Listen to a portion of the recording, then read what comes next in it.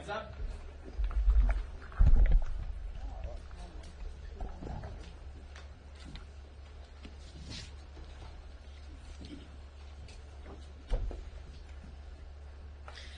Welcome back.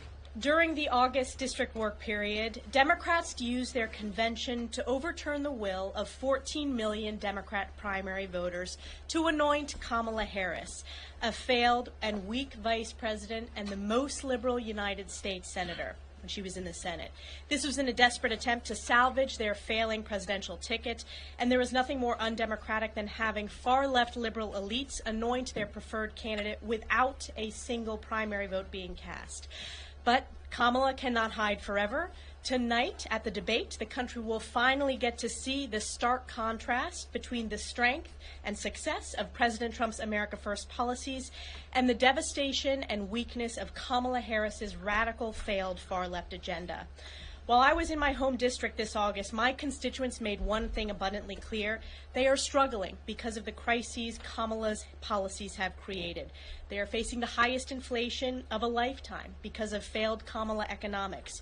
They are facing a raging border crisis that has devastated American communities because of Kamala Harris's role as Joe Biden's open borders are.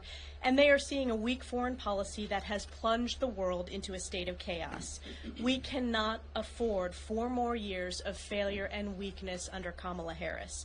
On the floor this week, House Republicans will bring a series of bills to combat the Biden-Harris failed foreign policy of appeasement that has emboldened our adversaries like Communist China. I also want to briefly touch on this afternoon's Oversight Committee hearing, where I will join members of the Select Committee on COVID to demand long overdue answers from disgraced former Governor Andrew Cuomo on behalf of the families who lost loved ones as a result of his fatal nursing home directive. Yesterday, the Select Committee released a report detailing that disgraced Governor Cuomo himself and his most senior aides ordered, directed, and executed the deadly nursing home executive order, killing over 15,000 vulnerable seniors, confirming what hardworking New Yorkers have known for years.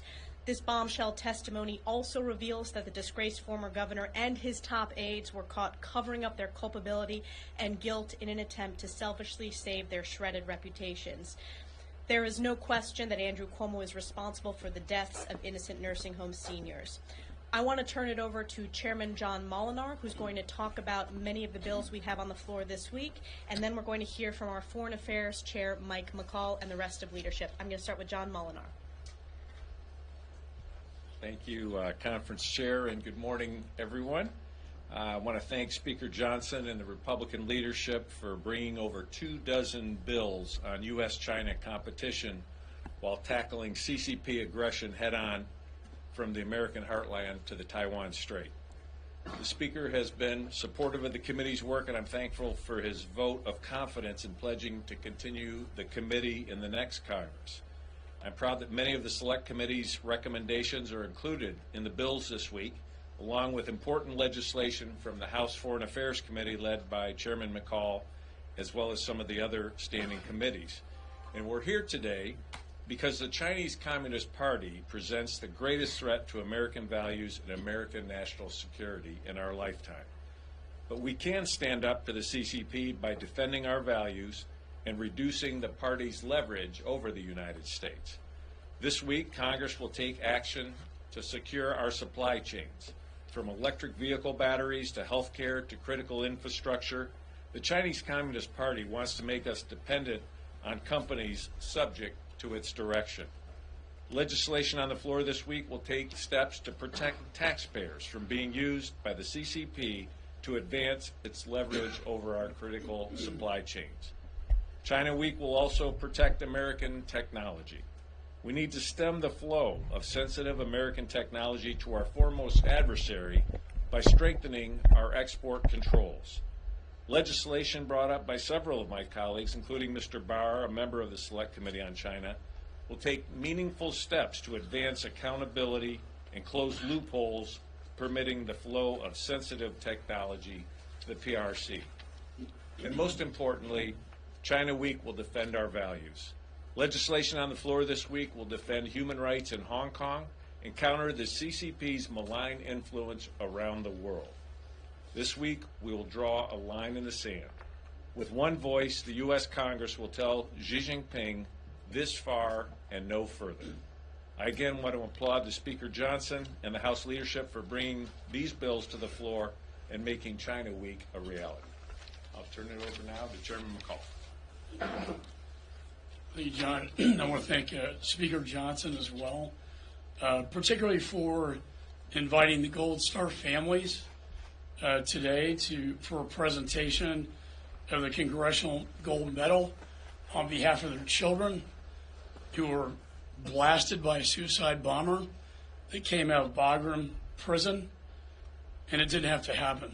But I want to thank you, sir, for honoring their sacrifice and those families who I was with last night. We've been working, I'd say 3 years, but really 2. The first year, the Democrats were in power, and we did absolutely nothing to investigate the events of Afghanistan and what happened that day through the evacuation.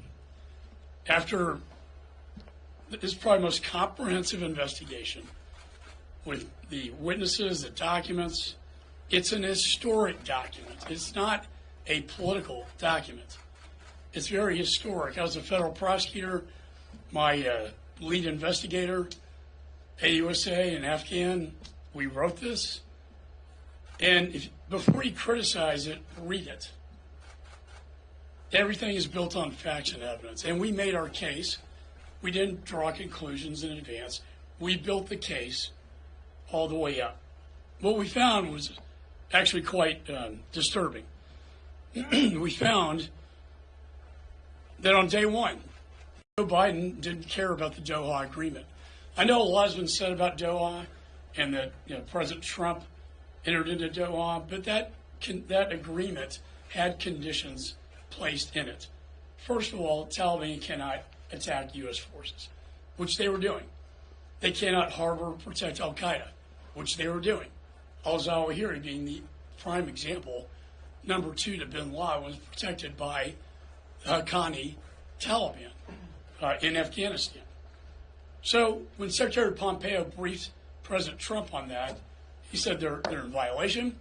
We're going to keep our 2,500 troops, 6,500 NATO, with the blessing of NATO, our air cover, most importantly, and our contractors. And we are not going to abandon the Afghans. On day one, President Biden comes into office with a political agenda, a campaign promise built on a timeline. The timeline is to withdraw by the 20th anniversary of 9/11. Had nothing to do with policy, had nothing to do with national security, rather everything to do with a political timeline gimmick. And for those who say that Doha somehow factored into the president's thinking, I would just refer you to his spokesperson, who said Doha is immaterial to this evacuation. They were hell-bent to get out. It was called go to zero, and they did. Go to zero meant all military, it meant all contractors, it meant all air cover and intelligence pulling out of Afghanistan, leaving the Afghan army defenseless. So what happens? State Department is charged with the evacuation plan, but they didn't have a plan. They didn't have a plan until the day, they didn't initiate the plan until the day the Taliban actually took over Kabul. Think about that. On their way to the embassy. Ambassador Wilson, in charge of this, flees as a coward, runs to the airport, leaves his employees at the embassy, including the 100 Afghans who we promised we would protect, were left to the Taliban. Thousands of classified documents and passports burned, $7 billion in Bagram prison left behind. Most importantly, thousands of ISIS-K prisoners, the worst of the worst, released out of Bagram, which now impacts this country. They put the Taliban in charge. Can you imagine this? You've been fighting the Taliban for 20 years, and now your sworn enemy is your brother in arms. The Taliban is checking the checkpoints. all of the American citizens, the Afghan partners, and the women and children have to go through the Taliban first to decide if they can get through. Now, if you're an Afghan partner who fought against them, what are the odds the Taliban's going to let you through? We do know one thing. The Taliban let the suicide bomber from Bagram through the checkpoint to then kill 13 servicemen and women who we'll be honoring later today. But it didn't have to happen. But because there's no plan, there's chaos at the airport. The Taliban's there firing. Our Marines are thrown on the ground undefended. And that fate, that time, that day, we knew the day and the time it was going to happen. And sure enough, boom. And 13 servicemen and women killed, 170 Afghans killed, 45 Afghan military personnel and American wounded. A massive suicide blast that didn't have to happen. So what are the ramifications of all of this? First of all, we need to fix this so that if we ever have an evacuation like this again, this will never happen again. We had Saigon, we have this, but we have to get legislatively, and by the way, Mike Pompeo did open a crisis office that was tailored to this, that Biden shut down. On day one, puts on hold. 2 weeks before the Taliban overrun Kabul, he shuts down the very office that was designed to help protect. Well, we're going to bring that back in legislation. So where are we today? Well, when you project weakness, like Afghanistan, you invite aggression and conflict and war. It only took a month or two before the Russian Federation's moving into Ukraine. Chairman Xi and Putin are becoming allies, the Unholy Alliance. Xi is threatening Taiwan and the South Pacific, and they're tied to the Ayatollah in the Middle East. Ayatollah raising his ugly head with Hamas, Hezbollah, Houthi rebels threatening the Jewish people in Israel. It's not separated. It is all tied together. The three Unholy Alliance warriors, and I throw Kim Jong-un in there as well. So that is a state of play this president has put us in a moment of weakness across the globe, not strength. And then to end this whole scenario, this whole nightmare, when you take a failed foreign policy and connect it to a broken border policy, what do you get? When you've released thousands of ISIS-K from Bagram, who have gone up to the Khorasan region, Tajikistan, Pakistan, and Afghanistan, most dangerous part in their external operations. Khorasan equals external operations. Those are the ones coming through visa-free Nicaragua, through Mexico, into the United States. Don't take my word for it. The FBI briefed me. They've detained 8 of them. They got in, by the way, through the CBP-1 app, set up an interview, and were released into our society, later to be caught by the FBI. And a smuggling ring of 400. And God knows how many more are in this country, a ticking time bomb, a threat to the American people. So with that, I want to turn it over to our whip, Tom Emmer.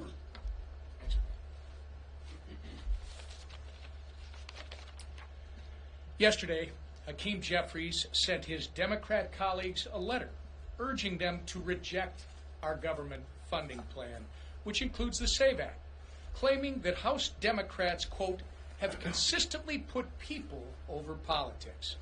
Today, I would like to correct the record. The House Democrats have consistently put illegal immigrants over law-abiding American citizens. In July, House Republicans passed the SAVE Act, a common-sense bill that requires proof of citizenship for voter registration and removes non-citizens from voter rolls. That should already be happening. Meanwhile, 198 House Democrats voted in favor of illegal immigrants over ensuring safe and secure elections all over this country. The Harris-Biden administration even issued a veto threat, claiming this legislation is unnecessary. If that's true, Why are they so afraid of making the SAVE Act law? You can't have it both ways. Why are they calling a common sense bill like the SAVE Act a, quote, poison pill? The American people aren't fools. They can read between the lines. It's all part of the Democrat Party's grand design. Over the past 3.5 years, border czar Kamala Harris let over 10 million illegal immigrants into our country. And now Democrats would rather shut the government down than stop them from voting in federal elections. By the way, there is evidence out there that shows non-citizens have made their way onto voter rolls. Plus, we should keep in mind this is about the American people, and 87% of American citizens agree that proof of citizenship should be a requirement before registering to vote. House Democrats call preventing illegals from voting in our elections, quote, partisan and extreme. House Republicans and the American people call it common sense. And with that, I turn it over to Speaker Mike Johnson. Thank you, Whip, and thanks to these two great chairmen, Molinar and McCall, who've done extraordinary work on the issues they talked about, and I wish we had time to unpack it all further. As you can tell, either of them could go all morning and give you all sorts of detail. But there's a lot of important things happening right now. Let me address a few, because we just have a couple of moments. Literally, in about 7 minutes, we're supposed to be in the rotunda for the gold medal award ceremony, and I'm really grateful that we're doing that. It's been too long. We'll be doing that in the rotunda. As you know, we'll be honoring the lives of 13 American service members who were killed by terrorists in combat. You heard some of the explanation of that. They lost their lives because of this administration's catastrophic withdrawal from Afghanistan. The facts are stark and they are unavoidable. The administration has failed these families, and after all these years, Joe Biden and Kamala Harris have not even had the courtesy to this day to say their names publicly. In just a few minutes, we're going to do that. We're going to say their names. We're going to honor them. We're going to give them the Congressional Gold Medal, and that is the highest honor that we can bestow in Congress. And the families of those 13 brave men and women certainly deserve that. It's also China Week, as you heard. We're taking some very important measures, over 24 bills actually, to counter the Chinese Communist Party. This is something that our committees have been working on for months, and this is something that we must do. China is a great adversary to us right now, to be very frank. I was recently with our G7 partners for the speakers meeting, and all of our allied nations are deeply concerned about what China's doing, and they look to us for leadership. We are the last superpower on the earth, and we need to act accordingly and take appropriate action, and that's what you're going to see. Because the White House has chosen not to confront China and stand for Americans' interests, House Republicans will. That's what you'll see. Tomorrow is 9/11, and we will be observing, as we do every year, a moment of silence campus-wide, 8:46 a.m.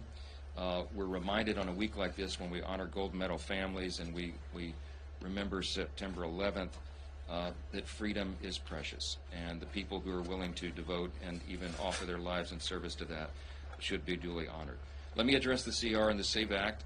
We had a good meeting with conference just now, some very thoughtful discussion with all the House Republicans. And let me just explain very briefly and very simply why I think this is the appropriate thing for us to do. We have two primary responsibilities upon us right now. I mean the Congress, the House of Representatives, and that is to responsibly fund the government and to do everything within our constitutional authority to ensure that we have a free and fair election. Everyone in this country is concerned about that. How can I say that? Because I've been traveling the country nonstop. As of the end of last week, I have done campaign and fundraising events, large events, in 198 cities across 39 states, coast to coast, from Washington State to Miami, from Maine to California, all points in between. It does not matter where I am or what public forum it is. Every single time, almost without exception, in all of those cities, every time, I open it up for audience questions. The first or second question is about election security. The American people in blue states and red states, in big cities and rural America, they're worried about this. We have to do what we can.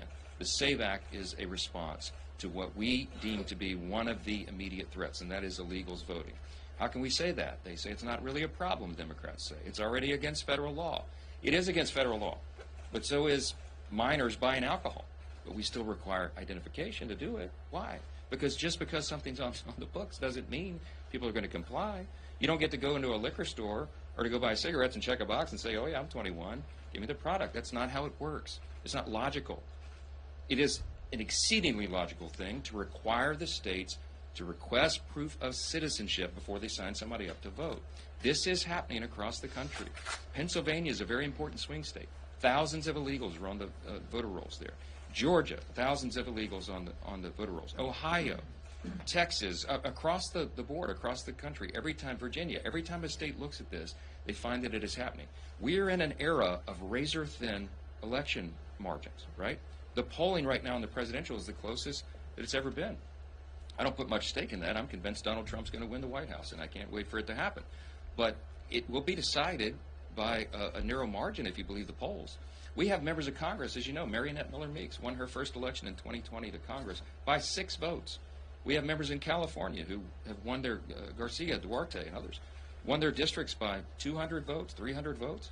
It matters. If you have a few thousand illegals participating in an election in the wrong place, you can change the makeup of Congress, and you can affect the presidential election. The American people understand this. It is an 87% issue. It's almost 90-10. Doesn't matter what party people are in. They demand, they want us, and they deserve us to take this action and make sure that illegals cannot taint the election. Only U.S. citizens should vote in U.S. elections, and the Democrats apparently don't agree with that. When we put it on the floor in July, 198 House Democrats voted against it. Well, we're going to give them another opportunity, and I believe we can do both things. I believe we can fund the government responsibly, and I believe that we can do right by the American people and ensure the security of our elections. And I defy anybody to give me any logical argument why we shouldn't do that. That's why I'm so resolute about this. That's why this is a fight worth having. It's a fight the American people demand for us, and that's why we're moving forward with the legislation. I've got a few more colleagues to talk about. We'll be doing that today. The rule vote will come up, and then the plan is for the vote on Wednesday as scheduled. And we'll see what happens. I got time for like 2 questions, and we got to go to the gold medal ceremony. Manu, yeah. One of the reasons for the opposition in your right flank, including some of the more detailed agreements, they're concerned that you're just going to drop the SAVE Act once the Senate and the White House reject this plan.